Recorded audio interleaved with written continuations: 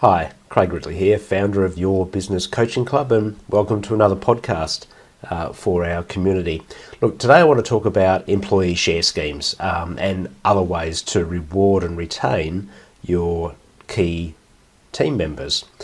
There just seems to be so much confusion out there about whether share schemes are great or whether they're just rubbish. And if they are rubbish, what else is out there that you can use to motivate your key team members to go above and beyond what their normal duties sort of call for, so that they can drive your growth strategies and to stay with you for the long term?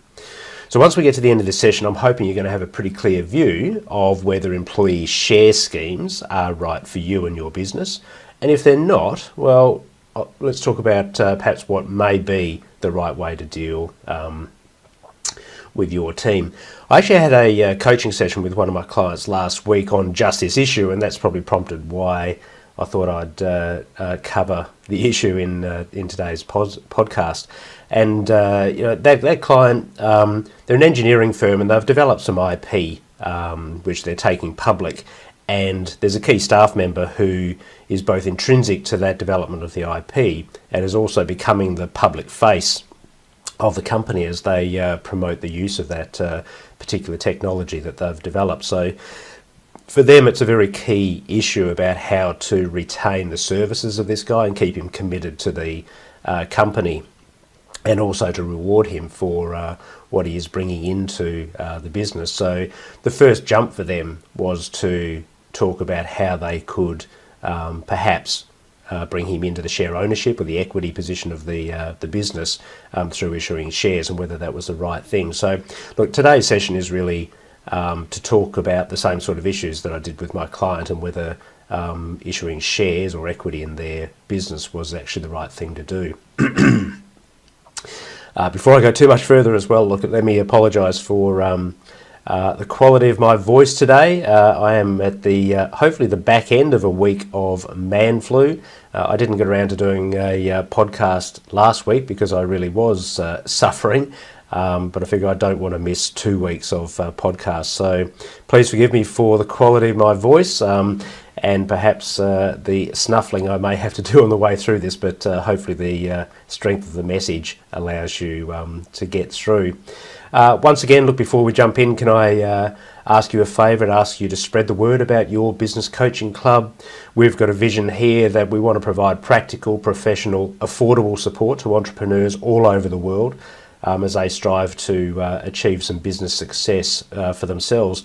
And to achieve that, our mission is to give you and all of our global business members the very best resources and advice available to you, so that you can improve your profit, so you can grow your business, so you can generate some wealth from your business career, and to finally achieve that lifestyle balance that you've been looking for ever since you started your business journey. So to help us achieve that vision, if you like what you hear today, can I just ask that you subscribe to this podcast wherever you may be viewing or listening to it? Can I ask you to share your wisdom with the world by leaving your comments below the podcast, and also to share our content with your network, of course, if you think that it's worthwhile sharing. If you want to go a little bit deeper, of course, we'd love to see you as a member of Your Business Coaching Club. You can check us out at yourbusinesscoachingclub.com, and you'll see all the membership options that we have on offer for you. So with that advertisement done, let's get into it. And the theme of today then is employee share schemes. Are they right for your business, or are they not? So what are they? Put simply, an employee share scheme is really just a way to give your key members of your team a share of equity into the business. Traditionally, it's about giving shares in your company. It's a little bit hard to give an equity interest if you're trading as a sole trader, obviously, or a partnership or a trust or any other sort of structure. So largely issuing shares or equity within your business requires you first to be trading as a company. So let's just take that as a given. I won't get into the complexities of how you might issue equity in other structures. So let's just talk about trading as a company. The issues are fairly similar no matter what your structure are anyway. So we're looking to try and reward some key staff members to give them some equity in the business. And normally we're talking about a minority share in the business of maybe up to about 5, maybe 10%. But normally it's somewhere around about 1, 2 or 3% equity in the business that we're trying to give to our key staff members.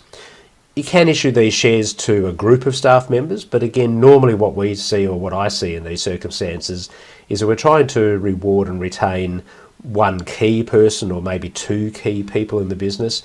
So quite often these things are restricted to just 1 or 2 members. In terms of how you issue these shares, either the staff members can be gifted the shares if you're trying to provide some real recognition for them, or more often than not, what you do is you offer the opportunity for those staff members to buy into the company. So they'll buy the shares either at their market value at that time, or maybe at a discount to their market value, again just to be able to give them some recognition for what they've contributed to the company along the line. So once they've got those shares, then clearly those staff will then share in any profit distributions that the business makes, and perhaps any capital profits when you come to sell the business. So there's some motivations there for the staff to be able to take those on, because they feel as though they become part of the company, that they actually own a share of the company, which is indeed what they do. So why would you use something like an employee share scheme?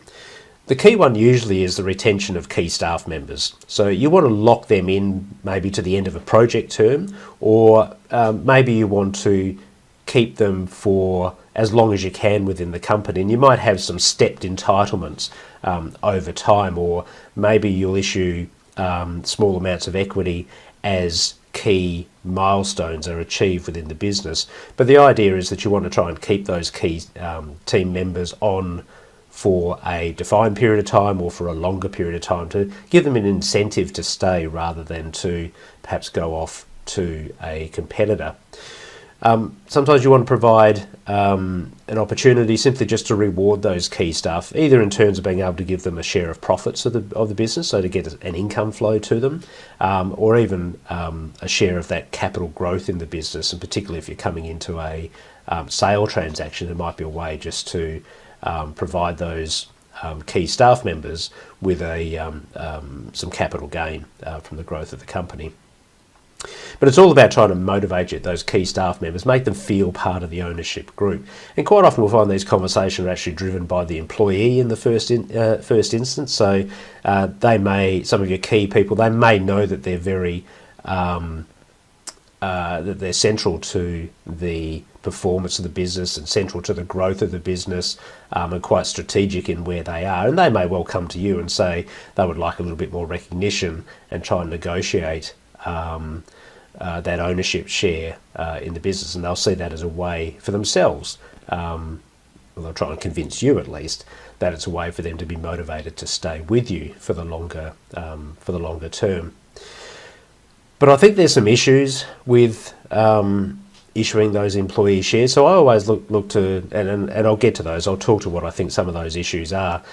I think there are other ways that you can achieve those same sort of goals of, trying to retain key staff and reward key staff and motivate key staff. I think you can do that without giving away the farm, without giving them an equity share in the business.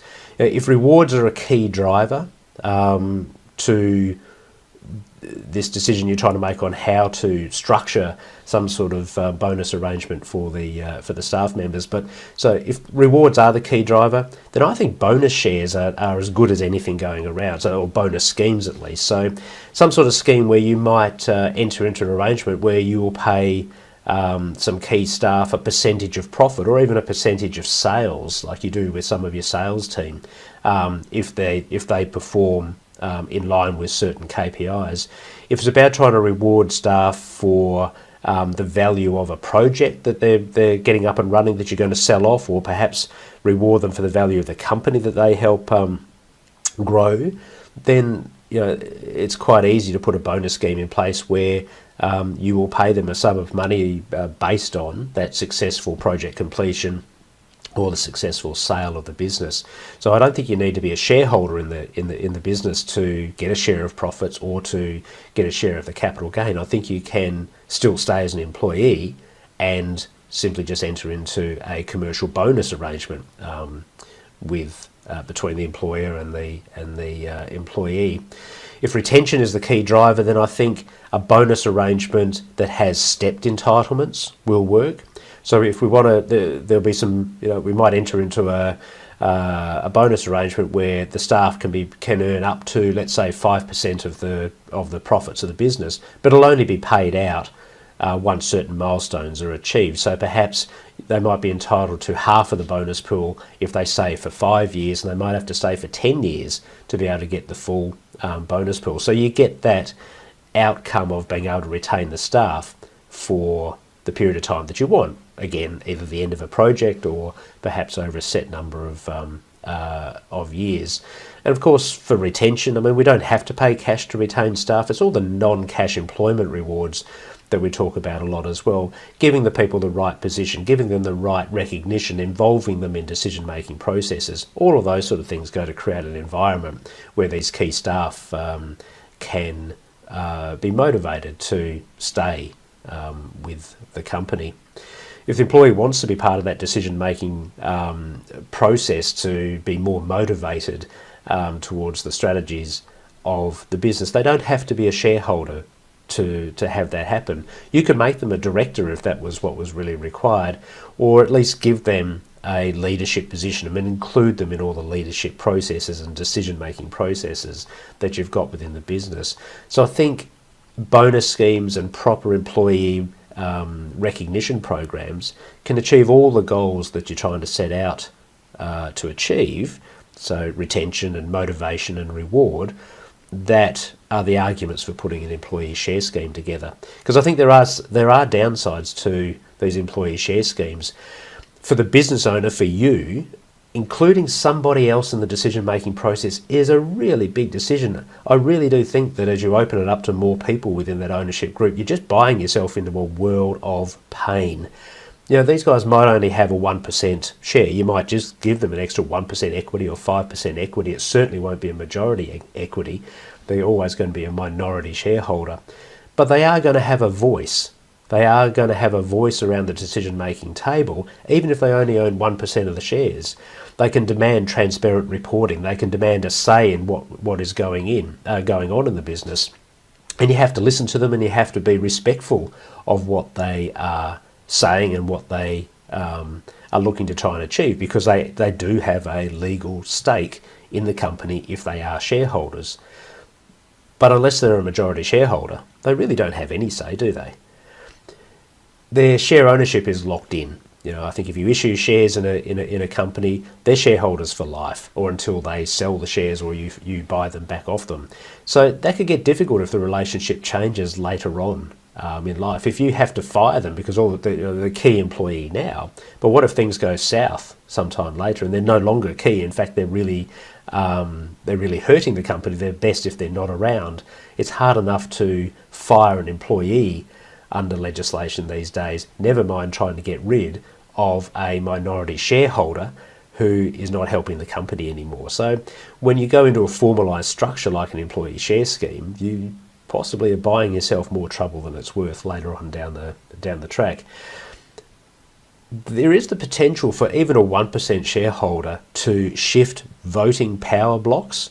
If you've got multiple shareholders within your company, if that 1% shareholder managed to go and side with one or two other people, and between them they had 51% of the vote of the company, well, then that 1% shareholder may well be influential in what goes on inside the business.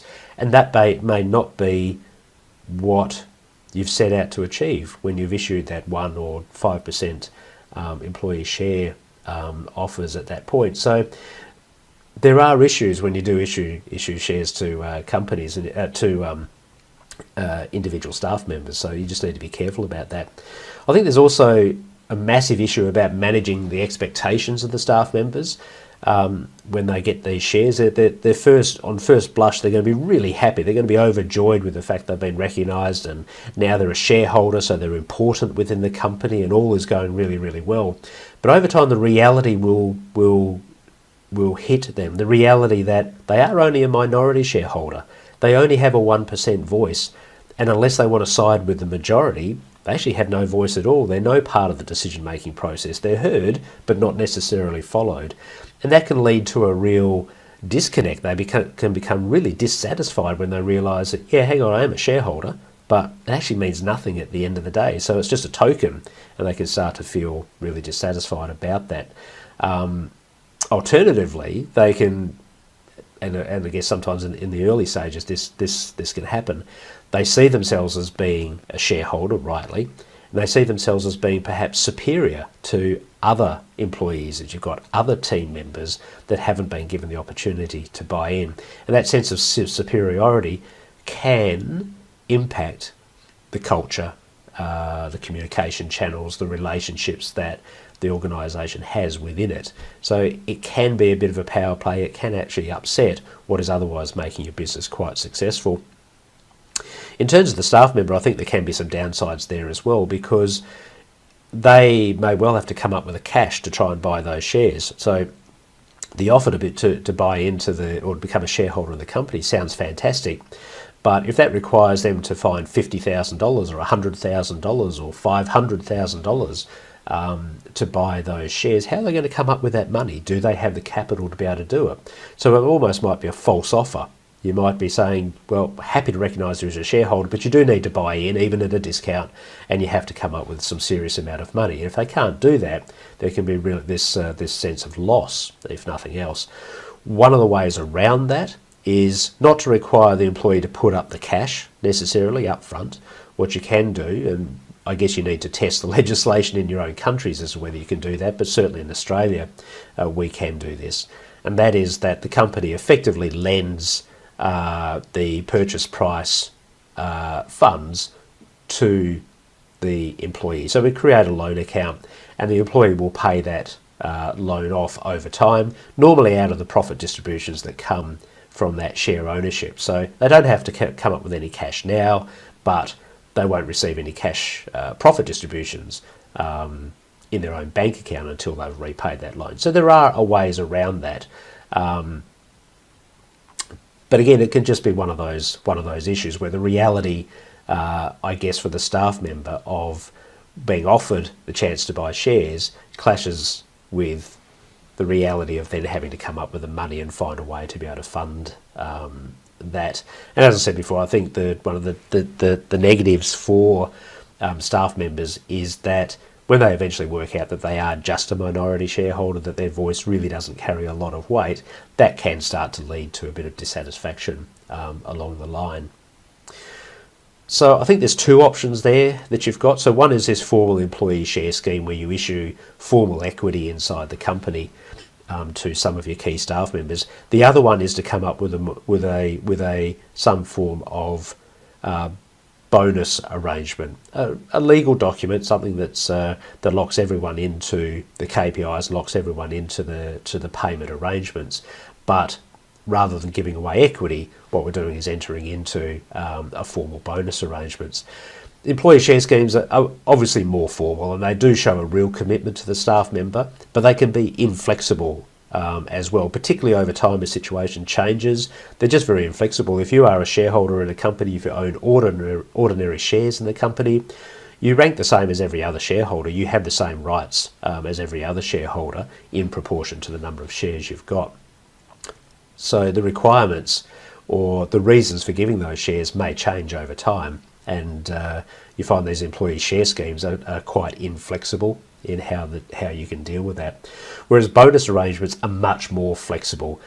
They can achieve, or you can arrange them to achieve very, very specific purposes for whatever you're trying to do. So if you're more focused on retaining the staff than you are on giving them a share of profit, then you can build in these profit shares that have milestones before they're cashed out, for instance. So you can focus a bonus arrangement very much on the retention side of things, perhaps on the reward side with either an income or a capital profit focus. I mean, there's lots of things you can do, as I said before, about motivating your staff to try and stay. But what a bonus arrangement doesn't do is it doesn't give your team member a formal seat at the table, and there's an emotional benefit around that. By making them a shareholder, no doubt they are now formally part of the company, they have a formal recognition, a formal seat at the table, even though that seat at the table is a minority one. But I'll grant you there is an emotional benefit in bringing them in. I personally favour bonus arrangements, and also giving those key staff members formal leadership roles. I just think you can achieve the goals you're setting yourself out to achieve so much easier under a bonus arrangement. Much more flexible, much more able to tailor them to achieve the specific outcomes that you're looking for, rather than the employee share schemes. But clearly there's also times when the employee share scheme might be the only way to go, and you should do that.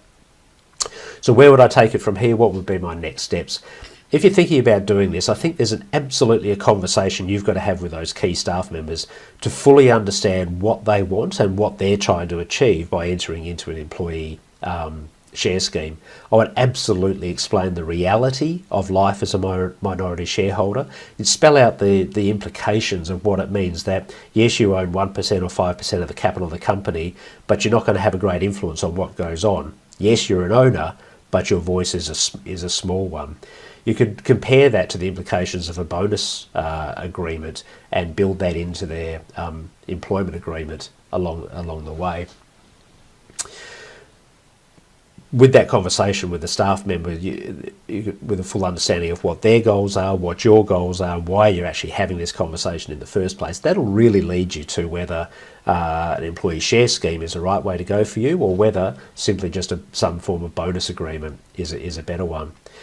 For me, unless the risk to the company of the employee leaving is just too great, I would always lean towards the bonus agreements. If the employee pushes too hard in the negotiations, if they absolutely want to be a shareholder and won't hear any other reason or any other option available to them, perhaps it's a sign that you better get your plans in place to cover when they leave, not if they leave. I do think that a pushy employee will only turn into a pushy shareholder later on. Maybe you're just deferring the problems that you've got. So look, let's summarise and recap what I've covered today. An employee share scheme is a formal strategy that's aimed towards retaining or rewarding and motivating your key team members. The same outcomes as an employee share scheme can be achieved by negotiating bonus arrangements, bonus agreements, and leadership roles for the employees. I'd argue that you can more easily achieve very tailored outcomes using bonus agreements than you can with the less flexible employee share scheme options. If you do decide to issue some shares to employees, if you do want to go down that route, just make sure that you get your lawyer to draft up an absolutely watertight shareholder agreement to protect the business and yourself if things go pear-shaped later on. Not to say they will, but we just know there's always that opportunity for things not to work out the way you thought they were when you first entered into the arrangement. So look, that's all. I hope that information has been useful to you and to your team, your leadership team, as you perhaps grapple with this idea of how do we reward our staff, how do we retain them, how do we motivate them. As I always say though, information is useless unless you take action on it. Unless you act on what we've talked about today, it's an absolute waste of time. So look, please make a commitment to have a think about how you retain, how you reward, how you motivate your staff. If you think employee share schemes or bonus arrangements are right for you, then start to think about putting a strategy in place and just act upon that. Apply it into your business model, execute that strategy. If you're a member of your business coaching club, well, let's come into the clubhouse and let's have a chat about it. If you've got a specific question of how you might implement an employee share scheme or a bonus arrangement into your business, as I say, come into the clubhouse, let's have a talk about it through our masterclass sessions or perhaps in the forum. Make sure you're sharing your wisdom with the community. Leave your comments in the video and in the members forum. That'd be fantastic. If you're not a member of Your Business Coaching Club, again, I'd love to see you involved. It only costs $15 a month to be a member, and you get massive amounts of benefit from doing that. But look, check us out at yourbizcoachingclub.com. You'll see the membership options that we've got available there. If you don't want to sign up at the moment, at least get onto our list, subscribe to this podcast, and we'd love to stay in touch with you. So I think that's for now. I'm going to take my sick body away from this. Thanks for suffering through with my voice. Hopefully I'll be way better next week when we come through. So until next time, guys, I'll see you in the Members Clubhouse. Bye for now.